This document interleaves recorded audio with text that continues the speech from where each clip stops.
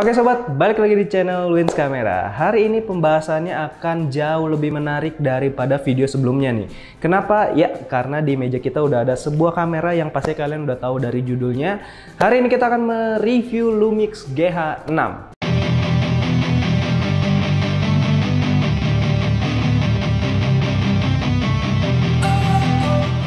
Kenapa rasanya tuh energik banget, bersemangat banget hari ini untuk memulai video ini? Karena ini merupakan video pertama Wins Camera yang mereview kamera merek Lumix nih.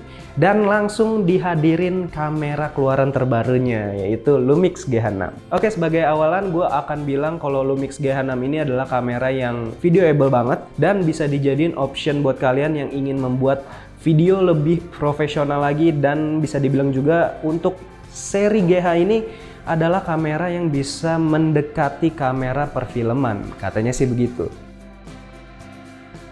Sekarang kita akan masuk ke pembahasan mengenai sensor yang dipakai oleh Lumix GH6. Jadi di Lumix GH6 ini menggunakan sensor 25 megapiksel Live MOS sensor, di mana sensornya itu berukuran Micro Four Thirds. Ya, mungkin ini adalah video pertama kali juga kita nge-review kamera yang sensornya Micro Four Thirds. Biasanya kita nge-review kamera yang APS-C ataupun yang full frame. Nah, untuk Micro Four Thirds ini ukurannya di bawah APS-C.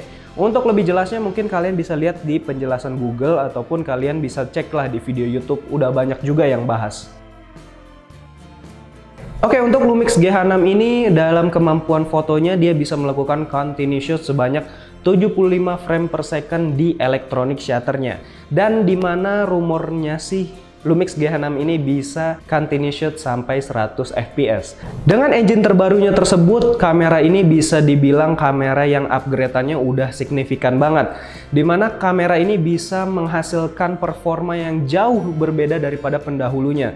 Dimana dengan new engine ini, Lumix GH6 bisa menghasilkan foto yang lebih tajam dan hasilnya akan lebih real lagi dan terasa 3D-nya banget.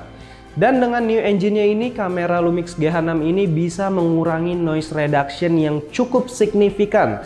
Jadi bisa dibilang untuk keadaan low light pun masih bisa diandalkan si Lumix GH6 ini. Selain dari segi ketajaman, Lumix GH6 ini bisa menghantarkan profil warna yang jauh lebih banyak daripada pendahulunya. Dimana semua kode yang ada di Lumix GH6 ini sudah terdapat 10 bit deep color, dimana bisa menghantarkan warna yang jauh lebih kaya dan akan lebih presisi lagi teman-teman. Oke teman-teman, untuk new engine-nya ini nggak cuman memberikan performa yang baik di sektor foto aja, tapi di sektor videonya new engine ini bisa memberikan performa yang luar biasa, dimana di Lumix GH6 ini bisa merekam video C4K ataupun 4K 60 fps unlimited tanpa cropping nih teman-teman. Dan untuk 4K-nya Lumix GH6 ini bisa 4K 120 fps, di mana semua kode warnanya udah 10 bit 422. Tentunya dengan kode warna tersebut kita akan memperoleh ketajaman gambar dan ketajaman warna yang lebih kaya lagi. So akan memudahkan kita ketika kita ingin mengediting warna ataupun kita color grading. Mungkin di benak kalian akan berpikir kalau misalnya merekam di 4K secara terus-menerus akan menyebabkan kameranya overheating. Tapi tenang aja, di Lumix GH6 ini nggak akan overheating karena di Lumix GH6 ini sudah tersematkan in body fan-nya. Kamera ini udah ada fan yang bisa mendinginkan suhu di dalam kameranya. So suhu akan tersirkulasi dengan baik dengan adanya si fan ini, dan keuntungannya fan ini juga bisa diatur dari segi speednya nih teman-teman. Bisa diatur dengan slow, medium ataupun fast. Tapi di sini gue menyarankan buat kalian yang ingin menggunakan fan-nya ya, ataupun kalian yang lagi syuting outdoor gitu ya, membutuhkan kinerja yang maksimal dan nggak pengen overheating, pastiin kalian gunain di mode auto untuk fan-nya. Karena di mode auto, fan-nya akan bekerja jika suhu panas tertentu di kameranya sudah tercapai gitu. Mode ini sangat berfungsi buat kalian yang ingin menghemat baterai ya.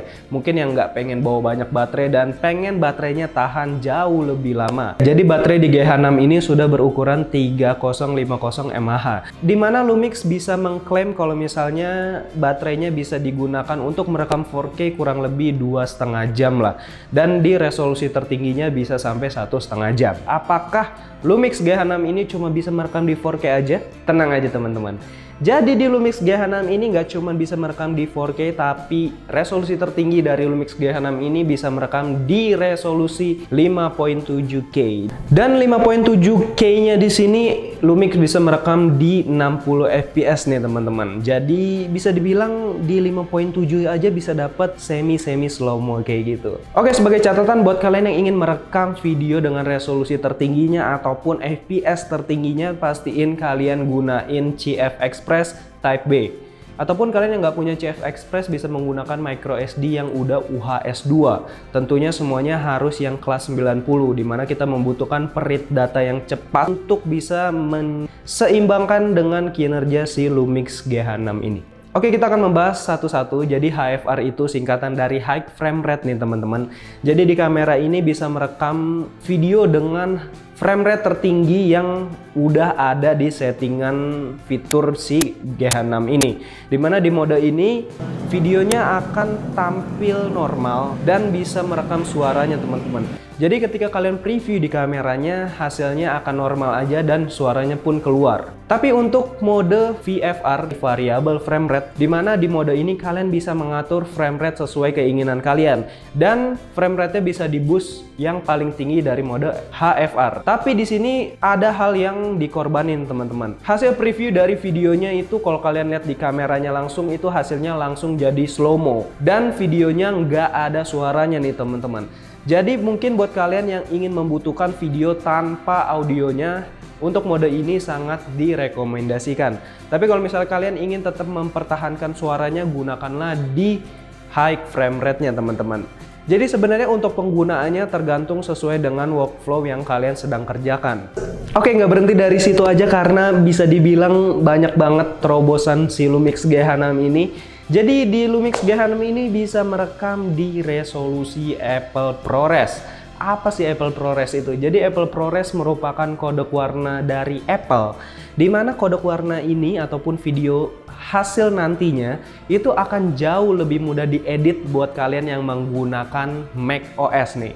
Jadi yang mungkin pakai komputer Mac ataupun MacBook gitu ya, dengan kode warna Apple ProRes ini akan jauh lebih mudah di editing. Dan untuk resolusi Apple ProRes-nya di sini untuk firmware updatean ini yang pertama kali cuma bisa di resolusi 5.7 30 fps aja teman-teman. Tapi tenang aja, jangan khawatir karena di updatean selanjutnya di next firmware update-nya, jadi Lumix G6 ini bisa merekam Apple ProRes di resolusi 4K-nya ya, dan bisa merekam di resolusi Full HD-nya.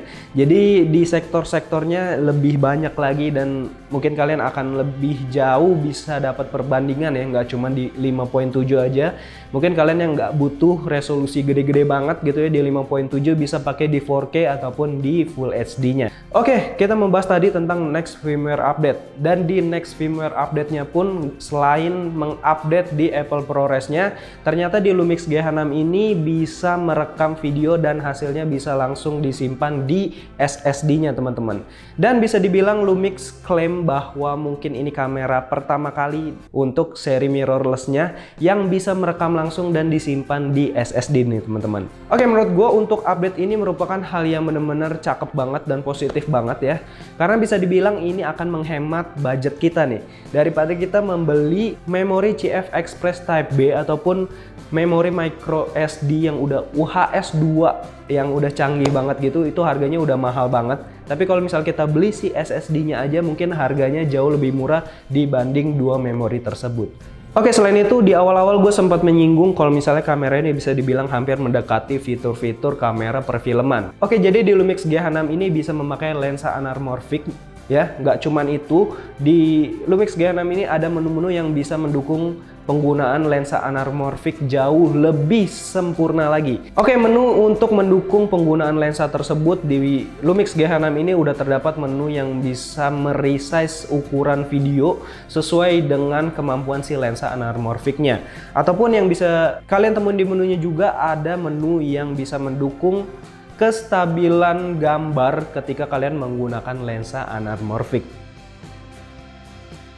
Kayaknya nggak afdol kalau misal kita nggak bahas tentang image stabilization ya. Jadi di G6 ini sudah ada in-body image stabilization, di mana sudah 5 axis dual image stabilization, di mana kalian bisa menggunakannya di in-body-nya dan di lensanya nih teman-teman. Jadi kalau misalnya kalian yang mempunyai kamera Lumix, contohnya yang gue pakai ini di 1260 f/28 itu 4 bukaannya gitu ya. Jadi di sini sudah ada image stabilization-nya untuk lensanya teman-teman. Jadi tinggal kalian aktifin aja. Terus kalian aktifin juga in body image stabilization di G6-nya. Jadi ketika dua-duanya itu aktif, walaupun kalian menggunakannya di focal length terjauh, contohnya di sini 1260 berarti di 60 focal length-nya 60 mm.